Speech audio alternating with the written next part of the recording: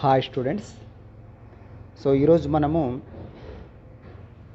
Intermediate first year జువాలజీకి సంబంధించి model question paper అనేటువంటిది ఏ విధంగా ఉంటుంది అనేది చూద్దాం. ఎందుకంటే అక్టోబర్ 25, 2021 నుండి వీళ్ళకు ఫస్ట్ ఇయర్ ఎగ్జామ్స్ అనేటువంటివి స్టార్ట్ అవుతున్నాయి. అంటే ప్రస్తుతం సెకండ్ ఇయర్ చదువుతున్నటువంటి విద్యార్థులకు ఫస్ట్ ఇయర్ ఎగ్జామ్స్ అనేటువంటి స్టార్ట్ అవుతున్నాయి. కాబట్టి ఆ క్వశ్చన్ పేపర్ ఇంతకుముందు వీడియోలో నేను బ్లూ ప్రింట్ అనేటువంటిది చేయడం జరిగింది.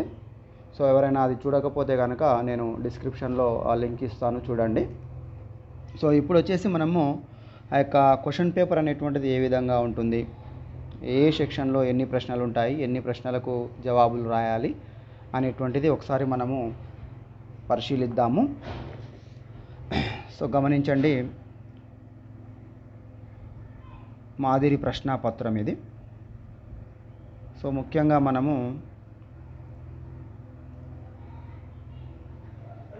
నంబర్ 1 చూసినట్లయితే సెక్షన్ ఏలోని అన్ని ప్రశ్నలకు, అంటే ఫస్ట్ బిట్ ఏదైతే ఉందో, ఫస్ట్ బిట్ ఉంటుంది, సెకండ్ బిట్ ఉంటుంది, థర్డ్ బిట్ ఉంటుంది. జువాలజీ లోపల మొత్తం మనకు 60 మార్కుల పేపర్ ఉంటుంది. 21 మార్కు తెచ్చుకుంటే పాస్ అయినట్టు లెక్క. ఓకేనా? సో అయితే సెక్షన్ ఏలో 1వ బిట్ ఉంటుంది. దీంట్లో అన్ని ప్రశ్నలు, అంటే మొత్తం 10 ప్రశ్నలు ఇస్తారు. 10 ప్రశ్నలకు 10 ప్రశ్నల జవాబులు రాయాలి. సెక్షన్ బిలో 6 ప్రశ్నలకు జవాబులు రాయాలి. సిలో అయితే 2 ప్రశ్నలకు జవాబులు రాయాలి.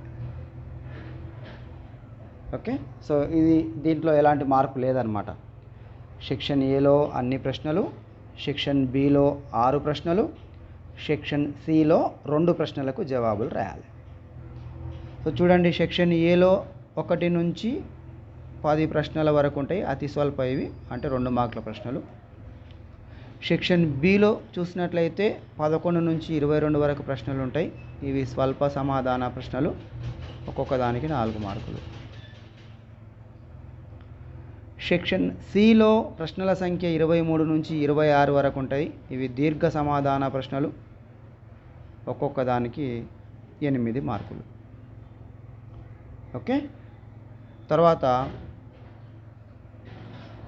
కొంచెం కిందికి వచ్చినట్లయితే, ఒకవేళ చూడండి ఇక్కడ 5వ పాయింట్ ఏమన్నాడంటే, సెక్షన్ బి మరియు సిలలో ఉన్న ప్రశ్నలకు అవసరమైన చోట పటాలు గీచి భాగాలు గుర్తించండి అంటున్నాడు. సో ఇప్పుడు సెక్షన్ ఏ చూద్దాము. సెక్షన్ ఏలో ఎన్ని ఉంటాయి ప్రశ్నలు అనుకున్నాము? 10 ఉంటాయి.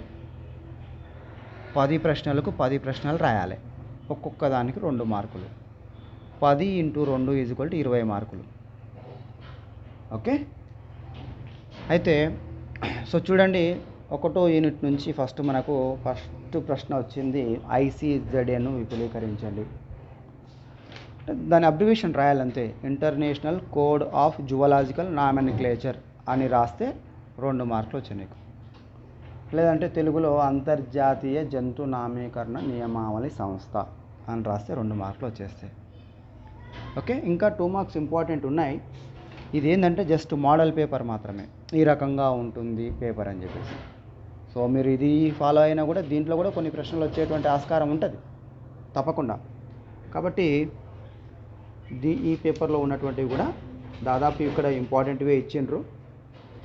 తర్వాత 2వ ప్రశ్న చూడండి, భారతదేశంలోని ఏవైనా 4 పావన వనాలను పేర్కొనండి అన్నాడు.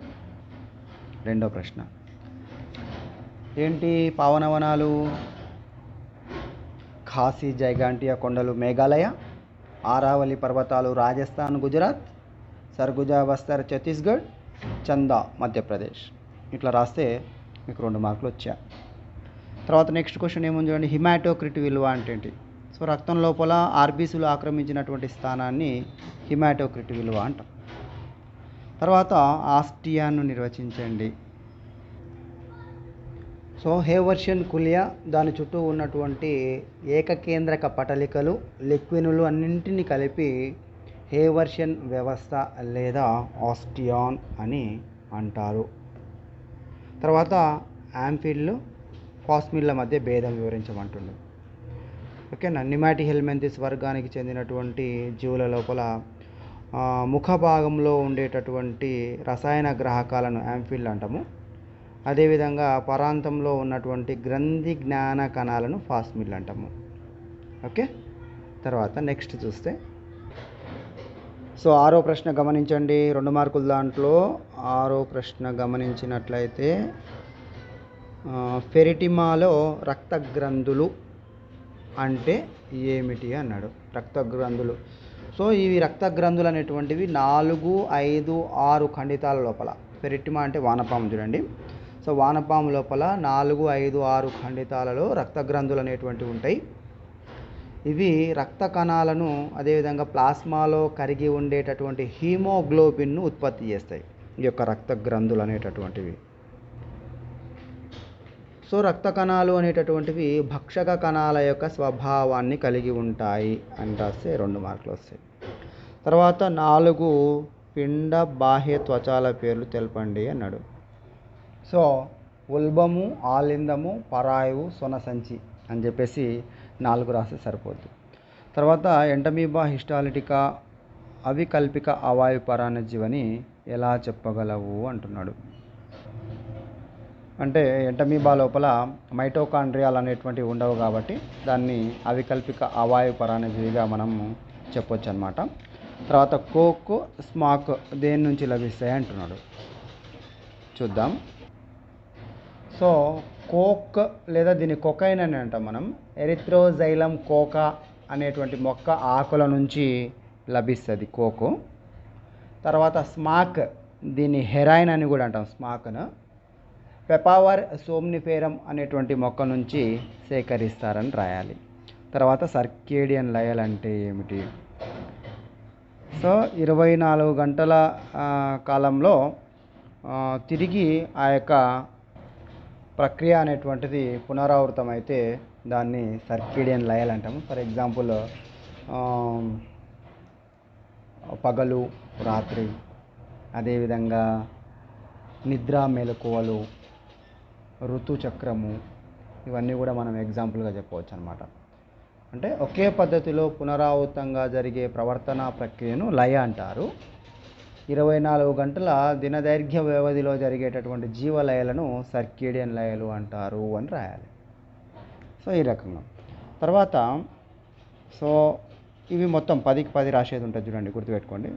సెక్షన్ బి తీసుకున్నట్లయితే దీంట్లో చూడండి మొత్తం మనకు సెక్షన్ బిలో 12 ప్రశ్నలు ఉంటాయి. గమనించండి. 11 నుంచి 22 వరకు ఉంటాయి.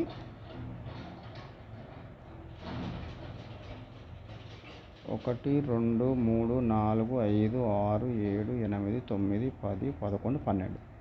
సో ఈ 12లా మనం రాయాల్సింది కేవలము 6 మాత్రమే. సో చూడండి, జాతిని నిర్వచించండి, రిబెట్ పేపర్ అంటే ఏంటి, 3 రకాల మృదులాస్తులు, బహుధ్రువ న్యూరాన్ నిర్మాణం గురించి వివరించండి, తర్వాత క్రస్టేషన్ల ప్రధాన లక్షణాలు, అదేవిధంగా కార్డేటాలో 4 ముఖ్య లక్షణాలు పేర్కొని ప్రతి దాని నిత్య విధిని తెలపండి, కప్ప యొక్క హృదయ నిర్మాణాన్ని వివరించండి, అదేవిధంగా పక్షులలో ఎగరడానికి ఏర్పడిన అనుకూలనాలను పేర్కొనండి, ఎంటమీబా హిస్టాలిటికా వ్యాధి కారకతపై లఘుటిక రాయండి, తర్వాత టీడీఏ దుర్వినియోగాన్ని దృష్టిలో ఉంచుకొని వ్యాధి చికిత్స కంటే నివారణ మంచిది నిరూపించండి, గ్రీష్మకాల స్తరీభవనం అంటే ఏమిటి వివరించండి, అదేవిధంగా వాంట్ ఆఫ్ సూత్రాన్ని వివరించండి. సో దీంట్లో ఈ 12 ప్రశ్నల్లో మీరు రాయాల్సింది కేవలం 6 మాత్రమే. సో ఇది జస్ట్ ఇలా ఉంటుంది మోడల్ పేపర్ అనేటువంటి దానికి మాత్రమే ఇవ్వడం జరిగింది. ఇప్పుడు దీంట్లోకి వెళ్ళి కూడా కొన్ని ప్రశ్నలు వచ్చేటువంటి ఆస్కారం ఉంటుంది కాబట్టి ఇవి చదువుతూ మిగతా ఇంపార్టెంట్ క్వశ్చన్స్ అన్నీ కూడా మీరు చదివేటువంటి ప్రయత్నం చేయండి. సో ఏవి ఇంపార్టెంట్ క్వశ్చన్స్ ఏంటి అనేటువంటిది మళ్ళీ నెక్స్ట్ కొత్త వీడియోలో మనము డిస్కషన్ చేసేటువంటి ప్రయత్నం చేద్దాము. అది కూడా రేపే పెట్టేస్తా ఆ వీడియో కూడా. సో ఇదేంటంటే మనకు ప్యాటర్న్ ఎట్లా ఉంటుంది క్వశ్చన్ పేపర్ అని మనం తెలుసుకుంటున్నాము, అదొకటి మీరు గమనించగలరు. తర్వాత సెక్షన్ సిలో మొత్తం 4 ప్రశ్నలు ఇచ్చిండు, లాంగ్ క్వశ్చన్స్ ఇవి. ఒక ప్రశ్నకి 8 మార్కులు, 2 ప్రశ్నలు రాయాలి, మొత్తము 16 మార్కులు ఇవి. ఏమడిగింది చూడండి. సో దీంట్లో మీరు ఒకటి గమనించాలి, 23, 24, 25, 26 కదా. సో 25వ ప్రశ్న దోమలు ప్లాస్మోడియం వైవాక్స్ జీవిత చక్రము. ఇది మానవ సంక్షేమంలో జీవశాస్త్రం పాఠంకి వెళ్ళి ఎప్పటి నుంచో మనకు 8 మార్క్స్ క్వశ్చన్ దీనిలోకి వెళ్ళి వస్తుంది. తర్వాత ఇక లాస్ట్ యూనిట్ ఏదైతే ఉందో జీవావరణం పర్యావరణంలోకి వెళ్ళి ఒక ప్రశ్న, ఉష్ణోగ్రత ఒక జీవకారకము అనే విషయంపై వ్యాసం రాయండి. ఈ రెండు కూడా ఎప్పటి నుంచో వస్తున్నాయి, అంటే 8 మార్క్స్ క్వశ్చన్ ఈ లెసన్లకి వెళ్ళి వస్తుంది అనేటువంటి విషయం ప్రతి ఒక్కరికి తెలిసినటువంటి విషయమే అని చెప్తున్నాం. ఇప్పుడు కొత్తగా 3 రకాల కండర కణజాలాలను పోల్చి భేదాలను తెలపండి అన్నాడు. సో ఇది ఎక్కడి నుంచి వచ్చింది ప్రశ్న అంటే 2వ యూనిట్ జంతుదేహ నిర్మాణం ఉంది కదా, సో దాంట్లోంచి అడిగాడు అనమాట. సో మనకు యాక్చువల్గా ఇంతకుముందు ఎప్పుడు ఇలా అడగకుండే కాబట్టి ఇప్పుడు కొత్తగా ప్యాటర్న్ చేంజ్ అయింది కాబట్టి, సో 3 రకాల కండర కణజాలాలను పోల్చి భేదాలను తెలపండి అని అడిగాడు. దాని తర్వాత అకశేరుక వర్గాలది, పెరిటిమాలో జీర్ణ వ్యవస్థను వర్ణించి జీవక్రియ విధానాన్ని వివరించండి అని అడిగిండు. కాబట్టి ఈ రెండు మనకి ఇప్పుడు కొత్తగా అడుగుతున్నాం 8 మార్కుల కింద. కాబట్టి ఈ రెండు కూడా మీరు నేర్చుకునేటటువంటి ప్రయత్నం చేయాలి. అలా నేర్చుకుంటే ఈ నాలుగింటిలో 2ంటికి మాత్రమే సమాధానం రాసేది ఉంటుంది. కాబట్టి మనకి యాక్చువల్గా టెక్స్ట్ బుక్ లోపల దీర్ఘ సమాధాన ప్రశ్నల్లో అసలు ఈ ఫెరిటిమాకు సంబంధించిన దీర్ఘ సమాధానం ప్రశ్న అనేటువంటిది లేదు యాక్చువల్గా, కానీ వాళ్ళు క్రియేట్ చేసి మనకి ఇవ్వడం జరిగింది. 4 మార్క్స్లో ఉంటుంది. మళ్ళీ ఫెరిటిమా జీర్ణ వ్యవస్థ, ప్రత్యుత్పత్తి వ్యవస్థ, పటం గీచి భాగాలు గుర్తించండి మాత్రమే ఉంటుంది. సో మీరు పుస్తకం చూసి జాగ్రత్తగా జవాబు నేర్చుకొని రాసేటటువంటి ప్రయత్నం చేయండి. అట్లనే నేను వానపాము యొక్క జీర్ణ వ్యవస్థ, ప్రత్యుత్పత్తి వ్యవస్థ ఆ వీడియోలు కూడా ఉన్నాయి నావి, మీరు రెగ్యులర్గా ఫాలో అయితే తెలుస్తుంది. అవి వినేటువంటి ప్రయత్నం చేయండి. ఈ ప్రశ్నకు మీరు జవాబు రాయొచ్చు అనమాట. సో దీంట్లో ఎన్ని రాయాలి? కేవలం 2 మాత్రమే రాసేది ఉంటుంది. అదొకటి మీరు గమనించండి. అదేవిధంగా సో చూడండి, ఫస్ట్ బిట్ లోపల 1వ బిట్ లోపల 10 ప్రశ్నలకు 10 ప్రశ్నలు రాయాలి, అవునా? ఇంటూ 2 = 20 మార్కులు. సెకండ్ బిట్ ఏదైతే ఉందో సెకండ్ బిట్ లోపల 12 ప్రశ్నలకు మీరు 6 ప్రశ్నలకు జవాబులు రాయాలి. ఒక్కదానికి 4, 6 నల్ల 24.